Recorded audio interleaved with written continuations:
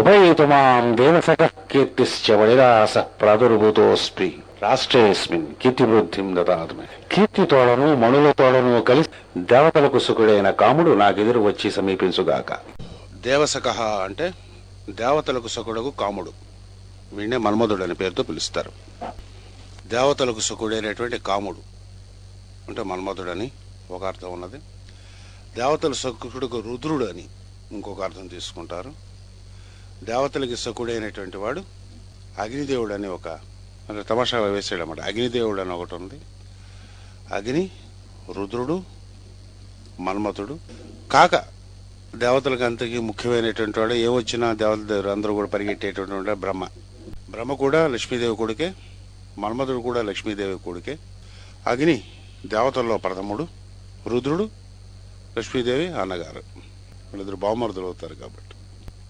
దేవసకః అయినటువంటి కీర్తి చ మణినాసహ మణిలతో కూడినటువంటి కీర్తి. మాం నన్ను ఉపయేతు అంటే సమీపించుగాక. అస్మిన్ రాష్ట్రే ఈ రాష్ట్రమునందు ప్రాదుర్భూత అస్మి ఉద్భవించితిని. మే నాకు ఆ కాముడు లేక ఆ దేవసకుడు కీర్తిం కీర్తిని వృద్ధిం సమృద్ధిని దదాతు ఇచ్చుగాక. ఇది దీని అర్థం. అంటే కీర్తులతోనూ మణులతోనూ కలిసి దేవతల సకుడు కాముడు నాకు ఎదురు వచ్చి సమీపించుగాక. మాస్టర్ ఇచ్చిన ట్రాన్స్లేషన్.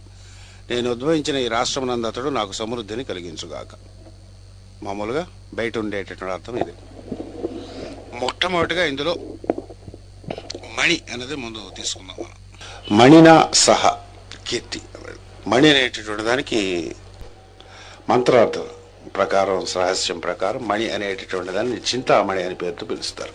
చింతామణి గృహాంతస్థ పంచబ్రహ్మాసన స్థిత అని ఉంటుంది అమ్మవారికి. చింత అంటే ఏంటి? రోజు బోళ్ళని చింతలు ఉంటాయన్నమాట. ఆ చింతలతో కూర్చునేటువంటి మణి. బౌద్ధ సంప్రదాయంలో ఈ మణిని ప్రత్యేకమైనటువంటి ఈ మణిని ఉపాసనాదే ఉంటుంది. దానినే వాళ్ళు ఇచ్చినటువంటి మంత్రం ఓం మణి పద్మే హుం అనేటటువంటి మంత్రం కానీ ఎవరైతే చేస్తారో ఆ చేసినటువంటి మంత్రం చేసినటువంటి వారు బుద్ధునికి దగ్గర అవుతారని, అవలోకితేశ్వరులు అవుతారని, తర్వాత అమితాబులు అవుతారని. బుద్ధుడిలో చాలా రకాలు మళ్ళాగే 3 రకాలు ఉంటారు. అమితాబ్ బుద్ధుడు, అవలోకితేశ్వర బుద్ధుడు అలా అనమాట. చేసేటటువంటి వాడు ఓం మణి పద్మే హుం అనేటువంటి ఒకటి, ఓం వజ్రపాణి హుం అనేటటువంటి పరమమైనటువంటి మంత్రాలు. ఓం నమో నారాయణ ఎలాగైతే మనకు అలాగో మంత్రాలు పరమ మంత్రాలు. ఓం నమ శివాయ. దీనికి సంబంధించినటువంటిదే శ్రీచక్రం. మనం ముందు చెప్పుకున్నాం, ఇప్పుడు చెప్పుకున్నది కూడా ఈ మొత్తం శ్రీ సూక్తం అంతా కూడా శ్రీ విద్యకు ప్రతీక కాబట్టి శ్రీ విద్యకు సంబంధించినంతా కూడా శ్రీ సూక్తం నుంచి ఉద్భవించింది. శ్రీ సూక్తంలో మణిద్వీప వర్ణన ఉంటుంది. మనకి ట్రాన్స్లేషన్స్ ఉన్నాయి మణిద్వీప వర్ణం మీద. యాక్చువల్గా ప్రతిరోజు అమ్మవారు పూజ చేసిన లలితా సహస్రనామం అయిన తర్వాత మణిద్వీపం చదవాలి. వర్ణన గజ్జి కింద ఉంటుంది మణిద్వీపం. ఎప్పుడైనా మాస్టర్ చేసి చెప్పించుకోండి అని అర్థం. అది అక్కడి నుంచి అమ్మవారు లోపలికి వెళ్ళేటప్పుడు అమ్మవారిని భూపురంగా తీసేటప్పుడు చక్రం మనకి 5 శివులు, 4 శివలు అంటే పార్వతులు, అమ్మవార్లు ఉండేటటువంటి అంటే 5 ట్రయాంగిల్స్ కిందకి ఎపెక్స్ ఉన్నవి, 4 ట్రయాంగిల్స్ పైకి ఎపెక్స్ ఉండేటటువంటి ముందు ఫస్ట్ కడతాయి. మధ్యలో బిందువు ఉంటుంది. బిందువు, త్రికోణము, నాదము, బిందు, నాదము ఇవన్నీ కూడా ప్రత్యేకమైనటువంటి అర్థము, ప్రత్యేక ఉపాసన ఉన్నాయి. మనం లోపల చెప్పుకుందాం. మంత్రశాస్త్రంలో వస్తాయి. నాద బిందు కళాధరి అని అంటారు అమ్మవారు. ఎక్కడ ఉంటుంది? లోపలికి మణిద్వీపంలోకి ప్రవహించడం. మణిలు వీటి గురించి చక్కనైనటువంటి వర్ణన ఉంటుంది.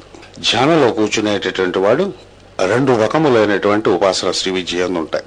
కౌలము, సమయము. కౌలం అంటే కింద నుంచి పైకి వెళ్ళేవాళ్ళు. దాన్ని వామాచారం అంటారు. వామాచారానికి కౌలాచారానికి సంబంధం లేదు. కాటి విద్య, హాది విద్య అనేటటువంటి 2 విద్యలు ఉంటాయి అందులో. కయేలహం హసకలహీం సకలహీం అనేటటువంటి ముఖ్యమైనటువంటి మంత్రం. హసకలహీం, కయేలహీం, సకలహీం అని ఇంకోటి మంత్రం. ఈ 15 అక్షరాలు కలిగినటువంటిది, 16 అక్షరాలు కలిగినటువంటిది అనేకమైనటువంటి ఈ షోడశి అనేటువంటి విద్యగా అగ్ని చేత ఉపాసింపబడినది ఒక మంత్రం, కాముడి చేత ఉపాసింపబడినటువంటి ఒక మంత్రం. ఇదే సేమ్ ఇదే ఈ మంత్రమే. కయేలహీం హసకలహీం సకలహీం ఒక్కొక్క రకమైన కాంబినేషన్లో ఉపాసింపబడినట్టుగా మనకి తంత్రం చెప్తుంది. అగ్నిదేవుడు ఒకలాగా, కుమారస్వామి ఒకలాగా, హయగ్రీవుడు ఒకలాగా, లోపముద్రదేవి ఒకలాగా. వీళ్ళంతా కూడా అమ్మవారి భక్తుల కింద చెప్తారు. వీళ్ళందరినీ మొట్టమొదటి అయినటువంటి భక్తి బ్రహ్మదేవుడు, అమ్మవారి భక్తులైనటువంటి వారిలో శ్రీ విద్యా ఉపాసకుల్లో అగ్రగాములైనటువంటి వాళ్ళు వీళ్ళంతా. ఒక్కొక్కడు ఇదే పంచదశాక్షరి కానీ షోడశాక్షరి అనేటువంటి 15 అక్షరాలతో ఉండేటట్టు 16 అక్షరాలు డిఫరెంట్ కాంబినేషన్స్ తో ఈ విద్య ఉపాసన చేయటం అనేటువంటిది మనకి తంత్ర గ్రంథాల్లో కనిపిస్తుంది. ఆ లిస్ట్ అంతా ఎప్పుడైనా మనం మంత్రశాస్త్రంలో ఇచ్చుకుందాం. ఏమిటా డిఫరెన్స్ అంటే ఏ రకంగా చేస్తే ఆ దానికి సంబంధించినటువంటి సిద్ధి వీడికి వస్తుంది. కాముడు అనేటటువంటిది ఇక్కడ మాస్టర్ గారు ఇచ్చినటువంటిది కాముడు అనే పేరుతో ఇచ్చారు. దేవసకుడు అనేటటువంటి అంటే సమస్తమైనటువంటి సృష్టికి సంబంధించినటువంటి మన్మధుడు వల్ల పుడతారు. మన్మధుడు రతీదేవి అనేటటువంటి చాలా చీప్ అర్థంలో చూస్తారు తెలియనటువంటి వారు. రతి అనేటటువంటిది ఇష్టం ఉండేటటువంటి దాన్ని రతి అనే పేరుతో పిలుస్తారు. అమ్మవారి యందు ఉండేటటువంటి ఇష్టం, అమ్మవారికి శివుడి ఏడలో ఉండేటువంటి ఇష్టాన్ని రతి అనే పేరుతో పిలుస్తారు. లోయెస్ట్ ప్లేన్ లో దాన్ని రతిని సెక్స్ కింద సింబల్ కింద ఇస్తారు. దానికి దీనికి ఒకటే పేరు పెట్టడం వల్ల కన్ఫ్యూజన్ వస్తుంది. ఎప్పుడూ కూడా మన్మధుడు అనంగుడయ్యే ఉంటాడు. శ్రీ విద్యలో అదొక రహస్యం. దేవసకుడు మన్మధుడు అయి ఉంటాడు, శివుడు కూడా అయి ఉంటాడు, కుమారస్వామి కూడా అయి ఉంటాడు. ఎందుకంటే దేవతలకు అందరికీ సేనాధిపతిగా బ్రహ్మ అయి ఉంటాడు, రుద్రుడు కూడా అయి ఉంటాడు, అని అగ్ని ఎలాగే ఉంటాడు. వీళ్ళందరికీ కుమారస్వామికి అగ్నికి రుద్రుడికి సంబంధం ఉంటుంది. తమాషాగా కుమారస్వామి జననములో ఉండేటటువంటి రహస్యాలన్నీ కూడా ఇందులో ఉంటాయి. అంచేత వీళ్ళందరూ కూడా దేవసకులు అవుతారు. వీటికి సంబంధించినటువంటి ఉపాసన అంతా కూడా భూమధ్యం ఇంత పూర్వం మన మంత్రశాస్త్రంలో చెప్పుకుంటున్నాం. పశు సాధన, వీర సాధన, తర్వాత పార్వతీ పరమేశ్వరులు అవుట. పార్వతీ పరమేశ్వరులు అయిన తర్వాత దాంట్లో ఉండేటటువంటి వారికి కుమారస్వామి పుట్టడం అనేటటువంటి దానితో ఈ యోగ సాధన పూర్తవుతుంది.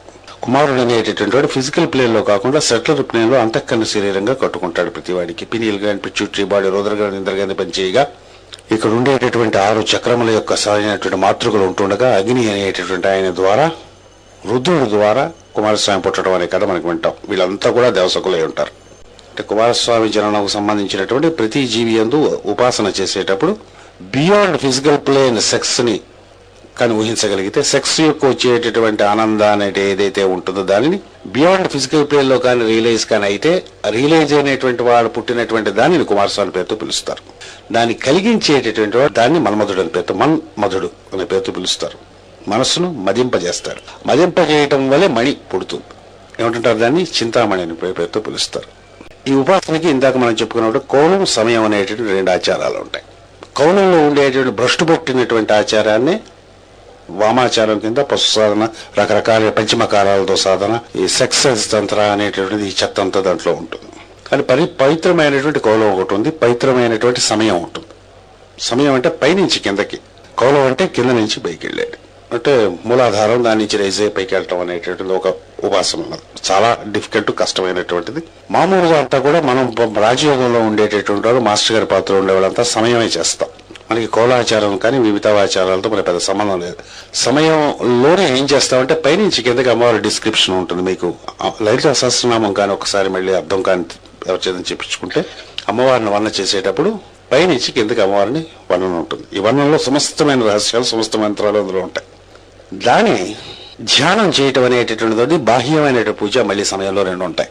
బాహ్య పూజ పశువుడు, వీరుడు, దైవి, ఈ 3 చేసేటటువంటి వాడు కూడా బాహ్య పూజ కూడా చేయాలి. భూపురం పెట్టుకుని దానికి కుంకుమంతో పూజ చేసి అమ్మవారి ఫోటో పెట్టుకుని అమ్మవారిని ఊహించుకుని ఈ చెప్పినటువంటి వర్ణనలతో చేయటం అనేటటువంటి ఒక ఆచారం ఉన్నది. సమయంలో గురువు దగ్గర పోదకాంత దీక్ష తీసుకుని ఒక గురువు అనుగ్రహం కటాక్షం పొందినటువంటి వాడికి బాహ్య పూజ అక్కర్లేదు, అంతర్పూజ ఒకటే ఉంటుంది. అంటే ఒక లెవెల్కి రావటం అనేది ఏమి ఉండదు. ఇందులో సాధనలో ఒక స్టేజిలో బాహ్యమైన పూజ అవసరం లేకపోయినా సరే అంతర్ముఖ సమారాజ్య బహిర్ముఖ సుదుర్లభ అని ఉంటుంది. అందులో అంటే ఆ లాస్ట్ కి అమ్మవారి దగ్గరికి ఎక్కడ ఉంటుంది ఆ శ్లోకం? లాస్ట్ కి వస్తుంది. ఇవన్నీ అయిపోయిన తర్వాత అప్పుడు అనమాట పెట్టడంలో ఉంటుంది తమాషా అనేది. వచ్చినటువంటి వాడు ఇవన్నీ పాస్ అయిపోయిన తర్వాత, అక్కడికి వచ్చిన తర్వాత, ఆ మార్కులు వచ్చిన తర్వాత అంతర్ముఖ సమారాజ్య, అంతర్ముఖంగా వెళ్తారు. ఆ వెళ్ళేటప్పుడు మణిద్వీపాన్ని వర్ణన చేసుకుంటూ వెళ్తారు. మనసుతో మణిద్వీపంలోకి వెళ్తారు. అమ్మవారు ఎక్కడ ఉండేటటువంటి వర్ణనలు కూడా దేవీ భాగవతం, మణిద్వీప వర్ణన కంపల్సరీగా మనం ఖాళీ ఉన్న టైంలో ట్రాన్స్లేషన్స్ ఉన్నాయి, చదువుకుంటూ ఉండాలి. అప్పుడప్పుడు చేస్తే బాగా ఇవి అర్థం అవుతాయి మనకి. చేసినటువంటి వారే సూర్యమండల భేదనం, గ్రహ భేదనం అనే పేర్లతో వింటూ ఉంటాం మనం. త్రిపుట భేదనం అనే పేర్లతో పేర్లు వింటుంటాం. భేదనం అని